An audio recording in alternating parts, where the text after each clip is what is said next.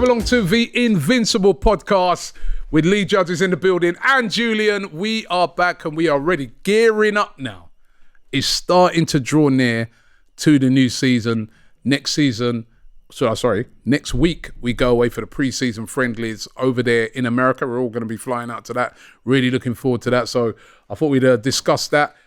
Discuss the state of Arsenal right now, the lack of transfers, and also let's just start off by talking a little bit about, England. I was over there for the final in Berlin. It was a beautiful day, loads of England fans there. I was really getting behind our boys, Declan Rice and Saka, but ultimately, yet again, another glorious failure, not winning. And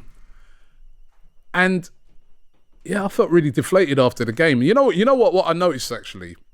See the England fans, they absolutely love Saka.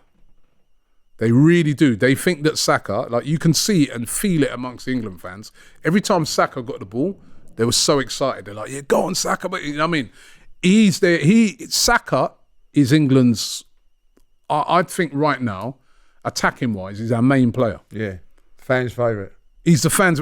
Harry Kane, absolutely anonymous in that game. So was Foden, even Bellingham. But the fans were really like, it was almost like get the ball to Saka. He can try and make something happen. He did okay, but we just, he did most of his work having to track back all the time. And when you say, look at him, he's happy because he don't care a lot. But when you say glorious failure, I don't think it was glorious at all. I think it's just failure. It was just failure. Because they got to a final, yeah, but I think with the players we had and other teams, we should have got to that final. I think like the ability that we got going forward, so it was a failure for me. And look, credit to Spain, they were the better team on the day. How good is that Nico Williams? Have we been heavily? Yeah, their players, I think, are good players, but I wouldn't say that they were superstar players. They're a good team, well coached. But at 1-1, we had it. We had it there. We had him on the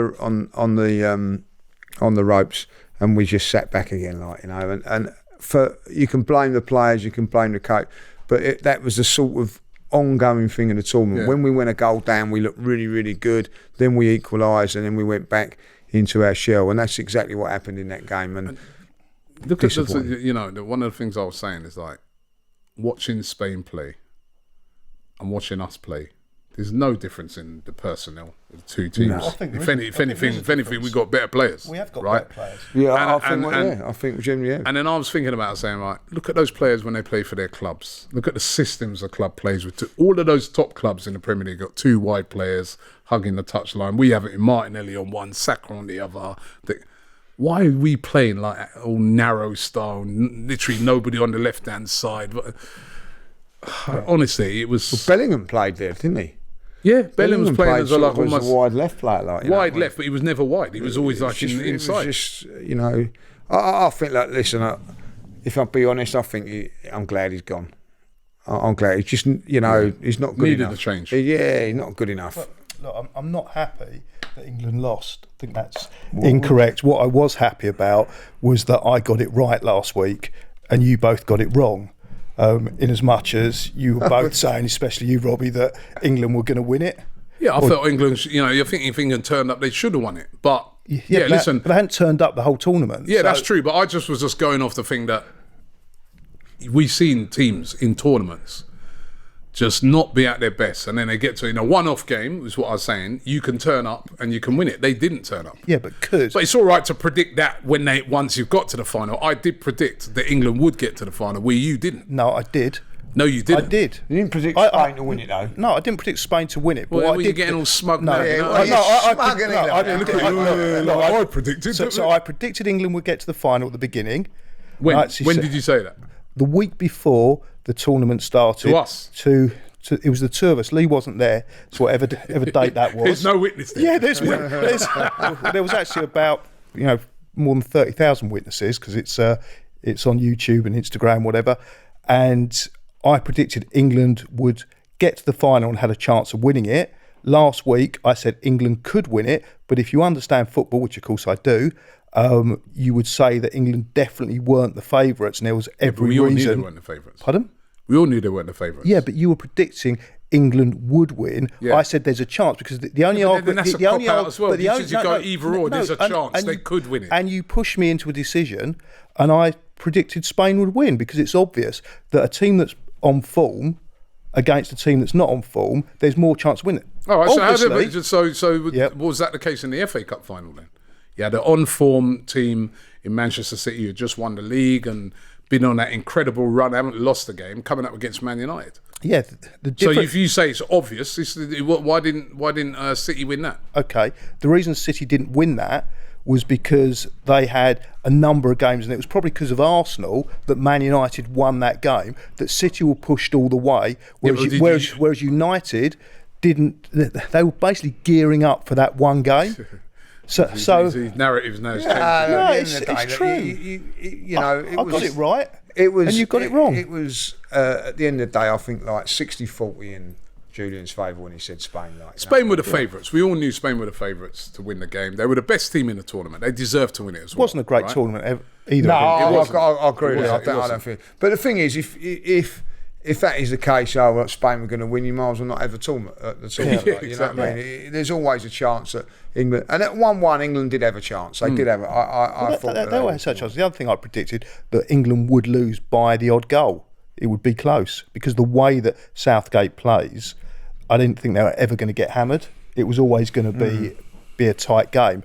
But looking at Southgate, I do agree that he should have gone, because the way that he plays with the players that he's got available to him, I just don't think. I don't think you need to play that way. If you're going in with maybe a Sheffield United type team against an Arsenal, then yes, the only hope you've got of beating a team that much better than you is to play that style of football. When you've got the players that he's got available to him, I agree with you, completely scandalous that he should play that way. And he's very, very lucky because the tournaments that he's got to, apart from when we got there at Wembley, I think he's had such an easy run of games. That's the thing. And when you think, it's a false position. When you think about it, the talent that he had, and also the talent he left behind. He left Grealish behind, Rashford behind, Maddison behind.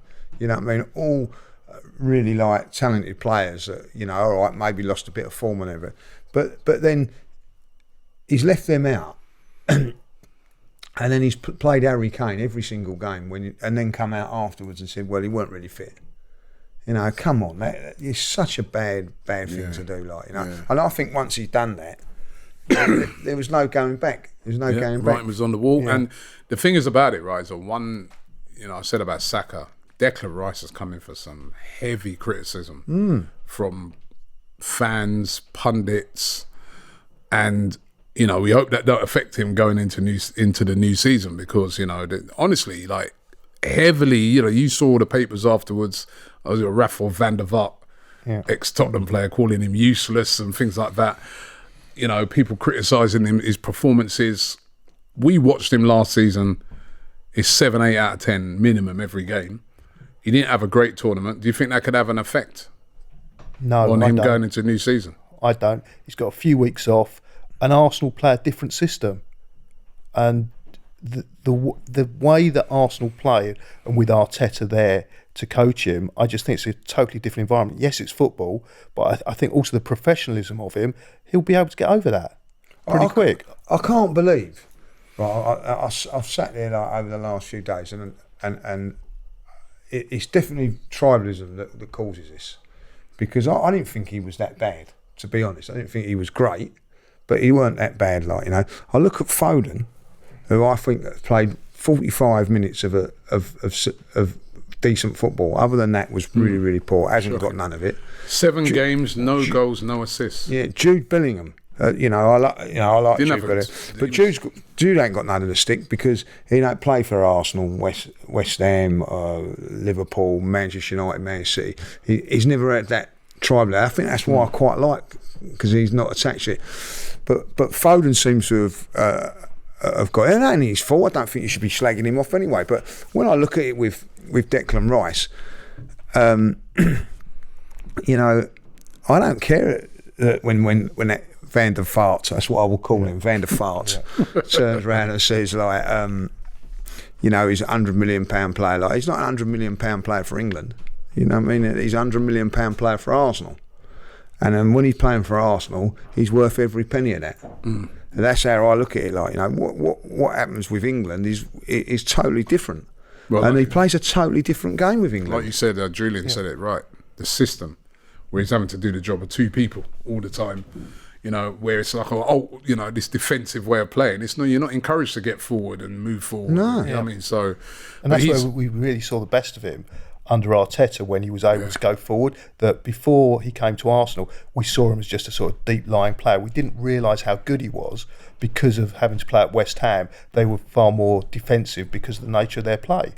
Whereas at Arsenal, it's almost like when Arsene Wenger came as the manager, and he released the shackles on Tony Adams to be able to actually be able to play football. And that great goal against Everton in '98, where Steve Bold dinks the ball forward for Tony Adams, hit it in a half volley, and that kind of summed things up. That if you allow players to play a different system, you see a different side to the way they play. Well, anyway, it's over. Good. The Euros are over. The Copa America is over. Good. Now it's time for pre-season, and as I said to you, Julian, the other thing is that I told you that this thing's going to have an effect, and we're seeing it now. Like, you know, I saw this week where they're saying that players that played in the group stages will join the tour at some stage next week, because they're flying out on Sunday for the tour. So all the players haven't played in any competitions and that, they're all going on Sunday. There'll be a next wave of players joining. What, Philadelphia bit? Well, they might join for the second, maybe, possibly, you know, whilst it's going on. So possibly, maybe in time for that first game, or probably the second game. Then there's going to be a next wave of players who sort of played in the quarterfinals, got to say the quarterfinals, you know, like Havertz and that. They may join before Philadelphia. Then players like Saka, Rice, Raya, Ramsdale, all those guys who made it all the way to the final, they won't figure in it at all, and will probably just be in the Emirates Cup, maybe. And as I said, you know what I mean, they're going to need a holiday. You imagine the stress and pressure and the amount of games that Declan Rice and Saka have played, every game of this tournament. So they've had that whole season at Arsenal, ended up not winning, felt really deflated they had that. Then I've gone straight into England, I've had the whole of that tournament, ended up not winning that, deflated in that. These guys need a serious holiday. They need a break from football, doing nothing, just chilling, relaxing, recharging, physically and mentally, before they can even set foot on a pitch to even go on a run. They need to relax. They need to chill out, right?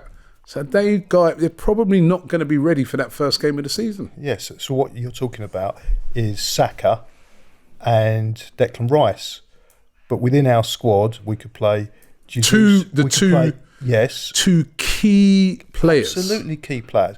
But the players that can come in for them, that for me are also... Who's coming in for Saka? Jesus on the right.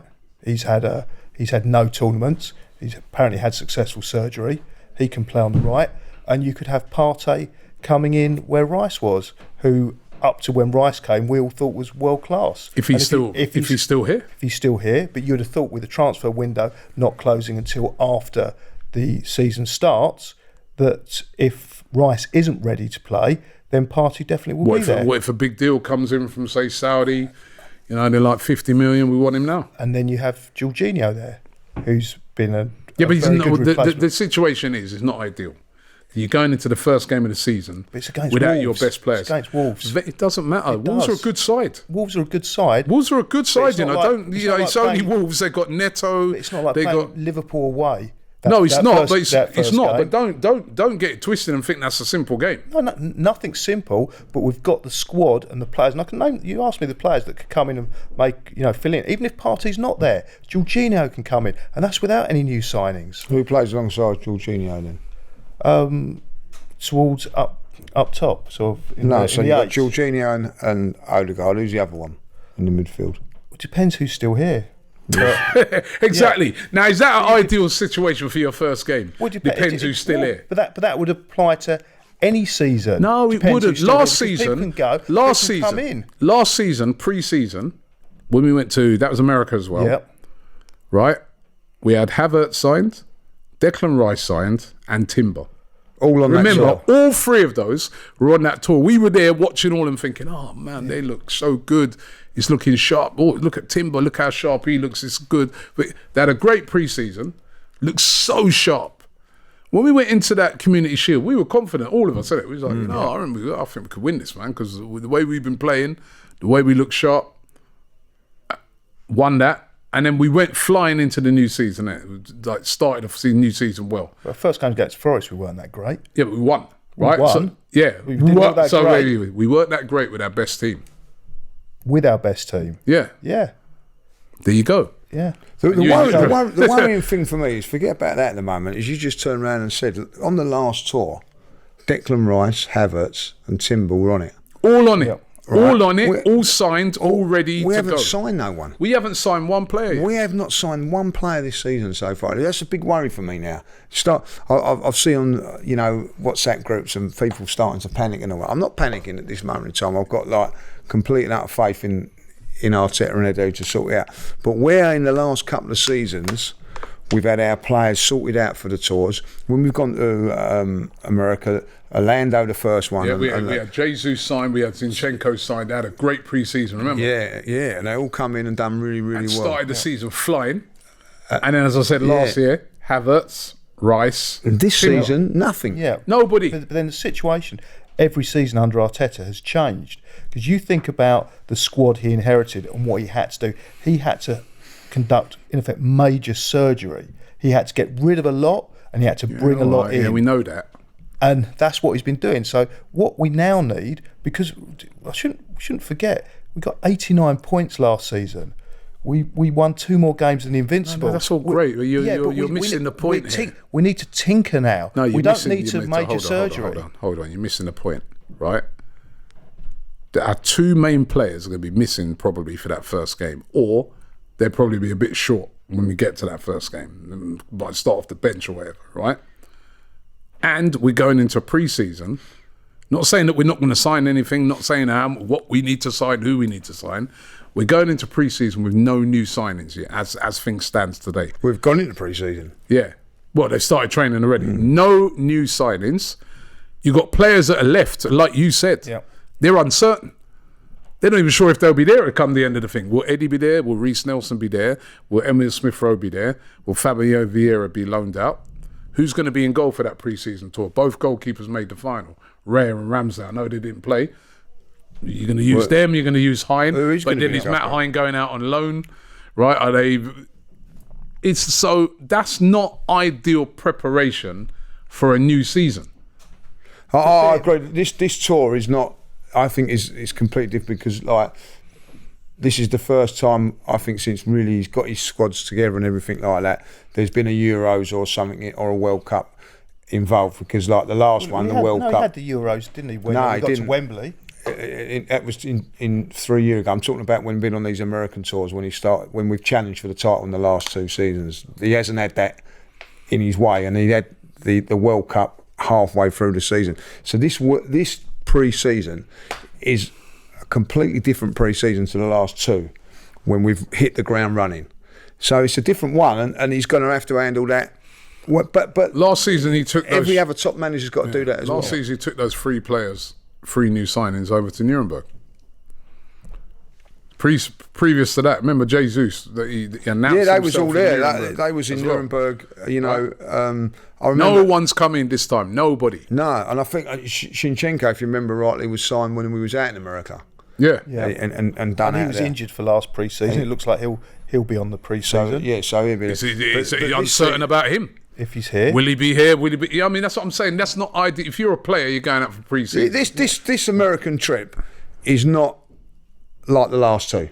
No, it's nowhere near. It's going to be a completely different thing because, as you say, you haven't got preparation for the new season. Yeah, it's going to be more on that Emirates Cup, and that's why I think they put 2 games in this Emirates Cup this year because I think that's going to be more. I think they put the 2 games in because last year they normally always have 2 games. Because it's charity shield. Yeah, and also we haven't had the Nuremberg game, so they've have an extra game there. I don't think we're playing any more pre-season games than we normally do. No, it's just it's a different. I just look on it and just think, and it's not. Listen, I'm not blaming this on Arteta, Edu, these guys, right? Because circumstances. Not only have you had the Euros, you've had the Copa America as well, right? But it's really throwing everything off sync. And for a club like the big clubs, you say it's the same for every club. It is, but It's worse for City. it doesn't. Yeah, but we get to City later on. But Wolves, it doesn't affect half as much as it does us. Well, they had 3 players playing for Portugal. Yeah, Wolves didn't have no players in the final. Players in the final, Julian, and semi-final. They don't have the squad that Arsenal have got. It will affect everybody, but it's going to affect Arsenal, Manchester City more because.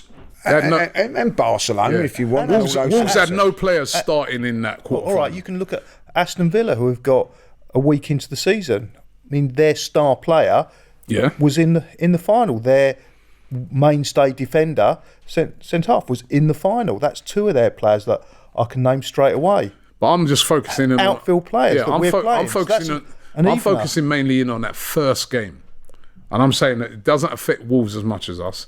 I don't really care about these other teams. I'm all about us. But we compete with these other teams. And our preparation. And Wolves have made signings. We ain't made no signings. Wolves have made about 2-3 signings already. We ain't made any. And even some of this is the other thing as well. Even when I look at some of the signings we're looking at, they played at the Euros as well. So if we just say it did go superbly well and we got Nico Williams, he's in the final as well. He won't be ready for the first game. Yeah, but we should have enough to be able to win that first game. And you shouldn't be looking at making signings for one game. I mean, that makes no sense. But then signings, the other thing about signings, right, is it lifts everyone, innit? Like, you know what I mean? Remember we went to the pre-season, we're buzzing, man. Yeah. Timber, we're buzzing to see Rice. I was buzzing to see Jesus. I'm buzzing to see that was the thing. Like, I remember last season in America, we was all buzzing. Come on, when is he coming on? Is he not? Yeah. When Declan Rice come on, we was all we haven't got that. Short-term feeling. You're only buzzing. All right, you're buzzing for 20 minutes. Big deal. 20 minutes not going to bring us. We do need a couple. We do need a couple. It's the place a lift, as I said. Rather, you're going into a pre-season with like half the team uncertain, even they're going to be there next time. Half of them have got uncertain futures. Half. Kivior, will he be there? Will Partey be there? Will Fabio Vieira be there? Will Emil Smith-Rowe be there? Right? Reece Nelson, will he be there? Will Eddie Nketiah be there? All these are fringe players. That's why. Right? They're the ones going into pre-season. They're the ones that could start the season. That's 6 already. Uncertain futures. All of them. The mainstay are not like. Yeah. Jesus. Will he be there? It's a big pre-season. Will Jesus be there? I think so. Yeah? Big pre-season for but it's uncertainty. Will Zinchenko be there? That's 8. Then everything's uncertain. That's 8. You could say, is Saliba going to be there? Are Real Madrid going to come in with a £200 million offer? Don't be ridiculous. And then Saliba's not going to be there. We're talking about players, right? That throughout this thing, they've been linked. Real Madrid bring in an offer at 200 million. Do you think that have they put in an offer for 200 million? Have you heard that? We're the last to hear of it. Listen, Julian, come on. Stop trying to make it stupid excuses, right? You got 8 or 9 players there. They're going into there with these have been players. Jakub Kivior has been linked with AC Milan, Juventus. He's been linked with being part of a swap deal to bring in Calafiori with Bologna. He's been linked with what's the other club? He's been linked with about 4 clubs. Bayern, right? His future is uncertain. He probably won't be at Arsenal come the end of the summer. So you're there, you're going and you're doing a pre-season. You're like, boy, I don't even know if I'm going to be here or not, man. Maybe I just take my time. I don't want to go full into that tackle or something like that, man, because, boy, I'm on the verge of a move. Same with Reece Nelson. Same with Eddie Nketiah. So that's what I'm saying. Like, I don't think, and I'm not blaming anyone, but preparation-wise is not a great situation for Arsenal going into this pre-season. It isn't, and it's not the same as it has been for the last couple of years. But listen, we've had this problem when we were Arsene Wenger after the World Cup in '98. Yeah. And how did we start those seasons? Well, if you look back on Arsenal's history, they've never been successful after. Like '98, after the World Cup. We'd won the double, we didn't. You know what I mean? Well, 2002. I think we lost the league by just 1 point. That 2002, we won the double. Didn't win it the next season. 2004, we won it. We didn't win it. So there is a little bit of that in there, but that you know, it's just every club is going to go through this now. Like, you know what I mean? It hasn't happened for the last couple of years. That's the difference. The difference with Arteta over the last 3 seasons since the Euros in 2021, they've been able to. And in important years for Arsenal, because they were doing that building and getting everything right, they've had these 2 pre-seasons where they have felt different. They have felt that we got it right. I looked at that game. Do you remember that game in Orlando when we played Chelsea? Yeah. I know it sounds silly. We stuffed them and we said Chelsea are all over the place. And look how they went into the season. That is, we haven't even that is the way. It might be that we're brilliant in pre-season with the players that we got. We haven't seen it yet. Yeah, but what I'm saying is that the two games or the 3 games in America, they're not going to be the team that starts against Wolves or going forward against Man City, Tottenham, and all that, because half of them are not going to be there, Julian. You know what I mean? It's not half of them. Well, there's a few like there's a few of the integral players. Okay, like, right. Let's go. We've mentioned them all that. Like Ramsdale's not going to be there, but forget about Soraya's not going to be there. Like Saliba's not going to be there. Right? Okay. Declan Rice is not going to be there. Saka's not going to be there. Havertz is not going to be there. I don't know about Trossard, right? But they will. Martinelli's not going to be there. Gabriel's not going to be there. There's 8. But that's not for the whole tour. No, I'm saying obviously the beginning. But what I'm saying, it's not the right preparation, is it? From the day one, so as it has been in the last ones. This is a difficult situation which the manager has not been in for a couple of years, which he's going to have to deal with. If you put it into perspective, we've got 5 pre-season games. The vast majority of those players that you mentioned are going to miss potentially. They'll be back for the Emirates Cup. No, they're going to be playing in the last game in the Emirates Cup in Philadelphia. The majority of those players, the only ones that aren't going to be in Philadelphia from the schedule that has been released is going to be Saka and Rice and the goalkeeper. I personally don't think that'll happen. I think like the likes of Saliba and Saliba Havertz, as well. Got to the semi-final. Yeah, Saliba and Havertz, I think will. What's the point of bringing them over to Philadelphia and all that? I don't think they'll be there. I don't think they'll be there. Miles will train. I don't think they will. No, I don't think. I think those players were because they got to the semis. No, they train at home and then be involved. Saliba got to semis, right? So that was a week. Actually, not even a week before. It's like the Wednesday before the final, right? So let's just say, fly back to France. Then you need 2 weeks off. So 3 weeks off. So he won't be there for that. No, I don't think it's well. He'll be there for the Emirates Cup. I think that's what they're built towards. I think that's where it'd be more. That's where those 2 games would be more important to see where we are, because I don't think the likes of Havertz and. If it was me, I don't know. You know, I'm not telling them how to do their job, but I'm sort of saying, right, get all the fitness tests and all that done at the training ground and be ready for those 2 games. I won't be rushing them over to Philadelphia. No, they're not going to be. They won't be in Philadelphia. And funny, I was just looking at Wolves. Right, they made 5 signings. Yeah, who'd they sign? Right, had you heard of any of them before? It doesn't matter. They've made 5 signings. We ain't made any. Yeah, none. But you're talking about if you say it doesn't matter, it's signings for signing's sake. At the end of the day, Arsenal's sole signing. If Arsenal don't make no signings, you're going to be happy with that. You're going to accept that. If we can, all right. On one side, you're always disappointed that you haven't got something new, because I think you always have to refresh. However good you are, you want to refresh. As strong as you are, strengthen. And there's certain players that are very much on the fringes that have played less than 15% of the Premier League games last season. We will make signings. Kind of players, we will make signings. But I've never been that fussed by short-termism. Like, we need to make signing. It doesn't matter. Exactly what you said. They've brought in 5 signings. When I said who, you said it doesn't matter. Of course it matters who they've brought in. You heard of Martinelli before he come? No. They've made 5 signings. They make good signings. We've made none. Right? So we will make signings. We're in a different position. We're in a different position. We're like, you know, Man United at the moment are making a lot of societies. We don't need to make major because we've done so much in over the last few years. And I agree with you. Yeah. But a lot of those key players, is what we're saying, they're going to be on the guys we've signed, these major guys, Saliba, may not be ready, could be, may not, but wouldn't have had a full pre-season. Saka won't have a full pre-season. Rice won't have a full pre-season. These are big players. Raya.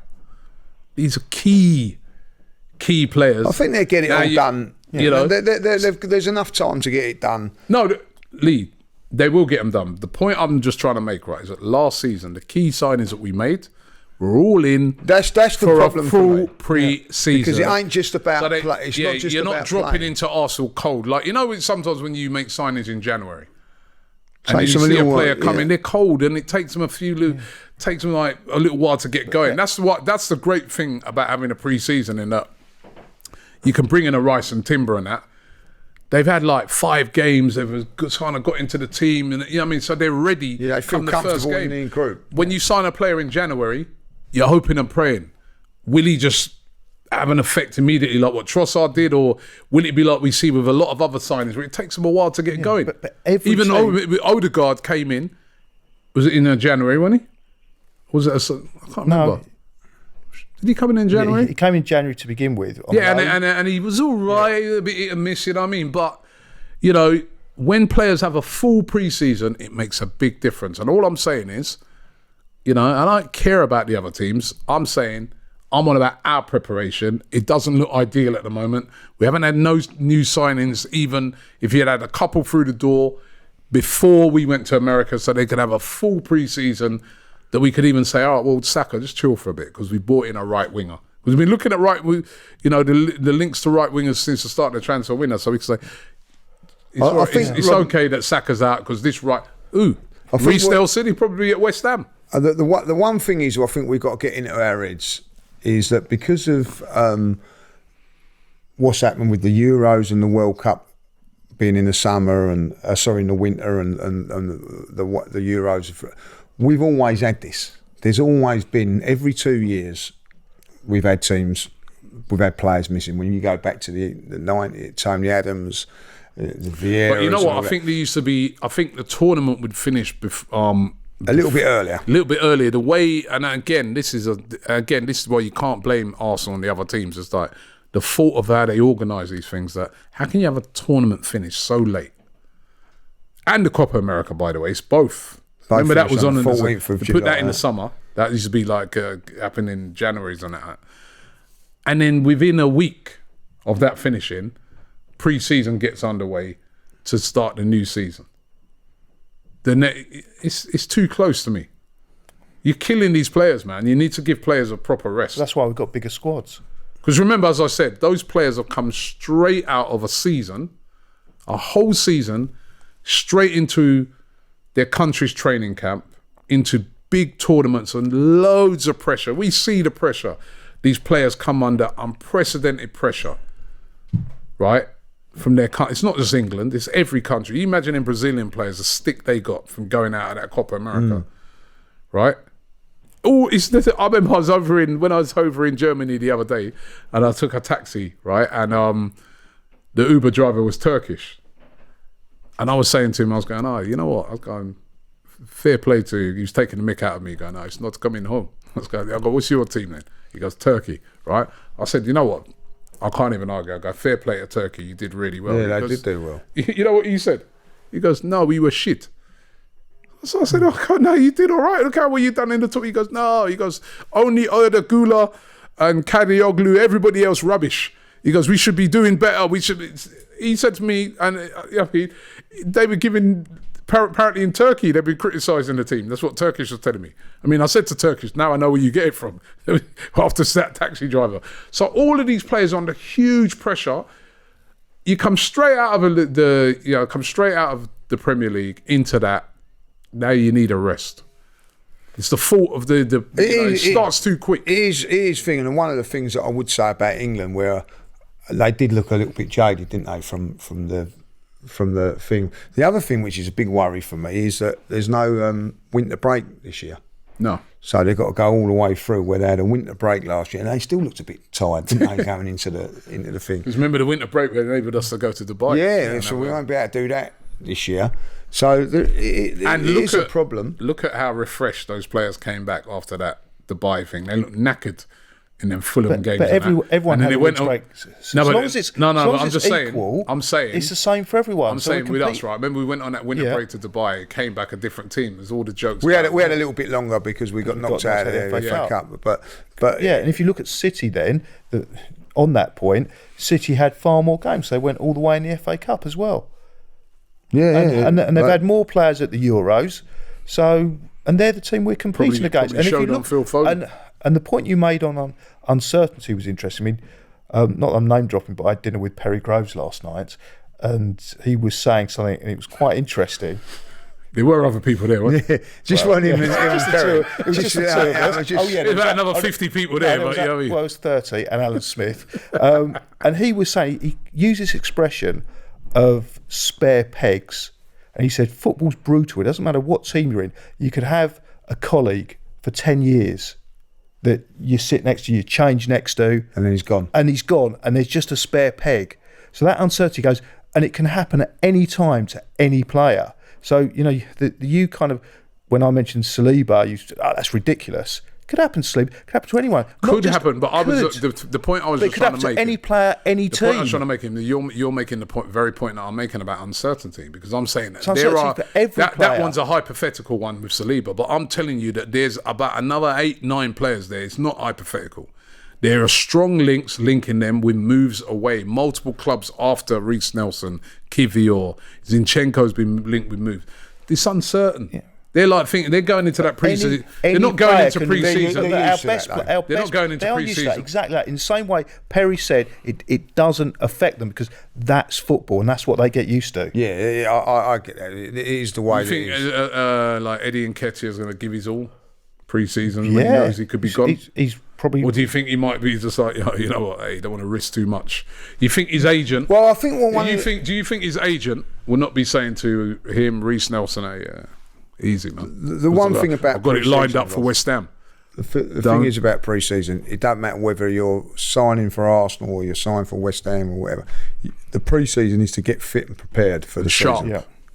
So he'll be looking, if he's not doing it at Arsenal, he's getting prepared for wherever he's going to go, and that's how professional footballers work. What that which is great for this at the moment, but when you're looking at the tour, the last couple of seasons, I've come back from America thinking we've got a great chance of winning or challenging for the title. We've both said that when we come back from Orlando and even this one. This one here, we're going to come back from America with no idea because we don't know what's going to go on. It will be more to those Emirates Cup games. I think we'll see it all, and for me now, the big worry for me is if you're going to sign a big player like a Declan Rice, they got him over there last season and he's integrated into it, like knowing what to do, how to play and all that. If they are going to sign anybody, and there's no indication at this moment in time that Arsenal are going to sign anybody big. Yeah, well, I think they'll. Is there? I don't.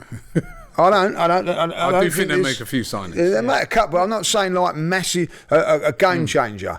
And if you've got bringing in a game changer like Declan Rice, I'm pretty sure him being on that tour, getting used to the way Arsenal thinking and playing, even if he's not doing the training, he's watching, whatever, was a massive help for him to hit the ground running when he first come in. Because let's face it, he was sensational when he first came in. He just looked like he'd been there forever.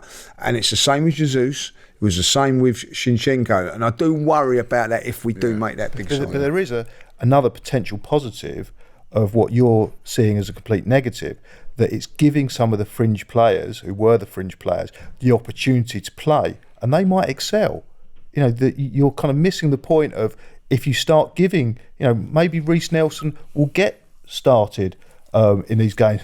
Maybe Jesus. Reece Nelson will probably be at West Ham. Okay, so maybe Jesus will be played on the right, and you see he's brilliant on the right, and suddenly you realise that you don't need to bring in a replacement for Saka because he can play that position 100%, well. And that's why it actually gives opportunity. As we said, it's a massive. We've said it. It's a massive. I think also for Timber, it's a massive few weeks.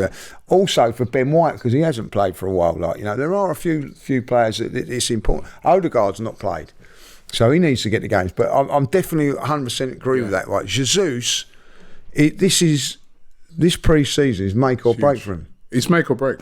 Yeah, it's make or break. Anyway, we're all going. Yeah. We're all going to be out there. Looking forward to it. Looking forward to the 3 games out there. Yeah. Bournemouth the first game. Of course, American-owned Bournemouth, so they managed to sneak in a game. That game got put together pretty late. And then, of course, Manchester United, huge game, right? At the SoFi Stadium where we went last year. Great stadium. Best stadium I've ever been to in my life. It's absolutely unbelievable. Yeah. And then Philadelphia against Liverpool. Big games. New manager Liverpool. Yeah. I'm looking forward to the By the way, stadiums. Manchester United, a couple of new players as well. Xerxes, they brought in. I think they're bringing this Euro. Lenny Euro's like they're describing him as like the new Saliba. That's what Rio Ferdinand said to me over in Berlin. He's going to be better than Saliba, right? So they've made signings, have brought in Liverpool. New manager. Exciting games. No yet, have they? I mean, these are big games as well, by the way. But it should be great out there. What are you looking forward to out there, Julian? Adding a new stadium to my spreadsheet, which is good. It's just disappointing that it's just the one. I've been to the other 2, because the other one, LA Galaxy play out, so I've been there. Oh, we've been there? Yeah. When did we go there? About 5-6 years ago. To watch LA Galaxy? Yeah, Dan took me there to see LA Galaxy play when I think Robbie Keane was playing. So I'm looking forward to going to a new stadium. I've never been to Philadelphia before, so I'm looking forward to that. But the biggest thing for me is the American fans. Having experienced that twice now, and the intensity and the passion that they have, it's just brilliant. It's different from England, but it's great. I really enjoy it. You're gonna run the steps up in Philadelphia and like Rocky. Rocky. We're gonna run the steps we'll do that. Yeah. But like the American fans are fantastic out there. If I'll be honest, So, but for me, I've never been to LA Galaxy Stadium, so I'm looking forward to that. I have been to that stadium. Yeah, I've been to that stadium. It's quite small, isn't it? Small, it's about 27,000. Yeah. But the SoFi, I'm looking forward to going back there. That stadium's unreal. It is the best stadium. It is the best stadium in the world. I think it's better watching from where you watched it, because I came down in the second half, because some of those stadiums in America, you're so far removed. It almost seems like Newcastle's close. Yeah. It's a weird thing when you go there. It's just like a wall, isn't it? And like I remember because they've dug down. Cecil's going, it's an unbelievable stadium. Like, wait till you get. When we got there, we said, well, don't not look from the outside. Not from the outside, looks spectacular. And then when you go down, it's just incredible. Yeah, it's incredible. I'm like you. I'm looking forward to meeting the fans out there. The fans are brilliant in the US. And I love the way they do it. And so knowledgeable. Yeah. So knowledgeable. They know the game, inside out. Dedicated. Yeah, because it totally dispelled this idea I had that if you didn't go to the games, you weren't a true fan. And going to America for that first time and speaking to them and understanding that they're getting up at sort of 2-3 o'clock in the morning to go watch games together, it's just different. Geographically, they're disadvantaged, unlike myself. I live 5 miles from the ground. But they have the same passion and even more knowledge quite often than we do. They get to see every single. I was saying this I was on a podcast yesterday with James. I was saying that they watch every game, home and away. In this country, you can't. And the amount of content that they consume as well, YouTube content. They know everything. They know so much. No, a lot of people. If it's a 3 o'clock kickoff, you can't watch it unless it's illegal. Unless you go in this country. Unless you go to watch every game home and away, you can't watch every game. You might be able to nick the odd stream or whatever, but you can't watch every game. And they also get opinion on it as well, so they're hearing other people's opinion. Whereas when we go to the games, we generally only hear what each other have got to say until we watch Match of the Day when we get home. Match of the Day's highlights, a little. You won't watch an Arsenal game for 3-4 minutes. Yeah, and also I was talking to some Americans, which was a real funny thing, is that it affects them more because, like, if we've got a midweek game or something like that, or a 5:30 kickoff, and you lose, you've got a few hours of real before you go. They've got the whole day. Yeah, you know what I mean. Like they've got to take time off work, weekdays. So I found it a real education the first time we went. Yeah, no, it's going to be brilliant. You got the suntan lotion. I've just sorted out my suntan lotion. This guy, right? He just sits under the sun. Remember, he'd be out in 6 a.m, just like lying there, innit, all day. So as soon as it comes up, boring. It is boring. Well, Sitting there just getting burnt. I get up when all you lot are still asleep, like, you know what I mean? You still want to like. Don't you want to do nothing? Yeah, everything we say, let's do this. Well, is there going to be sun there? Not like that. Yeah, it is. Listen, on the days we're chilling, I'll be by the pool. Like, We're not going to chill. We're going to have a full agenda. Well, yeah, you know, I mean, like, not. Listen, I've been on these tours, like, you know what I mean. Let's get up at 9 o'clock, like, you know what I mean. I'm up at 9 o'clock, and there's people still snoring, like, you know what I mean. So, not me. I'm up doing transfer daily. Yeah, you'll be up doing that. Yeah. But there's some people you just can't get up and get them going and motivated. So I just go out, chill out by the pool, and wait till everybody's ready, and then I'll go. You're gonna make breakfast this time, eh?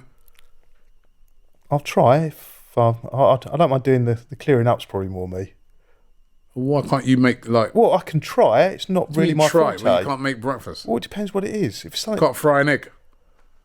Make baked beans. You can't do that. It is difficult doing it for. Yeah, it's difficult. I mean, 8 that or was 9 what you people. were really good at last year. You You proved that. What you were. What I was really good at. I did it once. And you were really good. And then when you lot started, you were like, so you. No, you I were never really forget. good. Right? I never forget. The next day he came down. He goes, where's breakfast at? I was like, and then he punched him. I was like, yeah, bro. What do you think? I'm your personal partner. Yeah, but you were really good. It was a compliment. Like, when it go like this, well, we're going Denny's. I've got a plate with that. Yeah. I ain't having that. The guy goes, well, like I'm his butler or something. What's happened to breakfast? We had Steve, then we had Stevie. He was unbelievable. Like, And don't go stealing things this time as well. Like when you steal- nicked stole that Kit Kat off. Remember that? I was told, Drinks. whatever's in the fridge, help yourself. That was drinks. Yeah, but help yourself. But there's others there When as we went well. round the supermarket, you know, we go like when we get there, we go to the supermarket first to get bits for the apartment and all that. Like you say, I'll go and park the van. Like, well, that's because I was lumbered with driving. That contribution. I'll park the van. Yeah, who else gonna drive? I'll drive around LA for 30 minutes, you know what I mean? So I don't have to get me wallet I have out. to drive the van. Can't be in two places. You're right. I'm right. Like, you know what I mean? When it's something like, you know, when he ain't got a paper, nothing. Oh, do you want to drive, Lee? Like, but I'll drive. You know what I mean? Like, yeah. We all do our bits. It's delegation, and we all have our roles to play. We can't all be good at things. It's like a football team, isn't it? You know, Ramsdale's a great goalkeeper. He's not a great forward. That's why he plays in goal. You're a great cook. Hey, listen, man, watch it, right? We come to the end of the show today. Don't forget, we will be over there next week. So we're going to be there for all 3 games. We'll be doing Invincible podcasts, hopefully poolside, right? But we'll be there. We'll be doing Invincible. Not in the shade. But Invincible podcast will be coming from over there. So we're looking to obviously speak to as many fans as possible. We'll be doing fan cams from games. All our normal content we'll be doing from over there. Really putting a spotlight on the fans over there in the US who are absolutely incredible. So make sure you check out all the content. 3 games, as I said. The first one's against Bournemouth. Then we play Manchester United. Then Liverpool before returning back to England for the Emirates Cup. And we're going to be all over it here on AFTV. Lee, thank you very much. Thank you very much to Julian. And thanks to you guys. Don't forget to subscribe. Do not miss a thing on that tour. And also check out my video that I did today.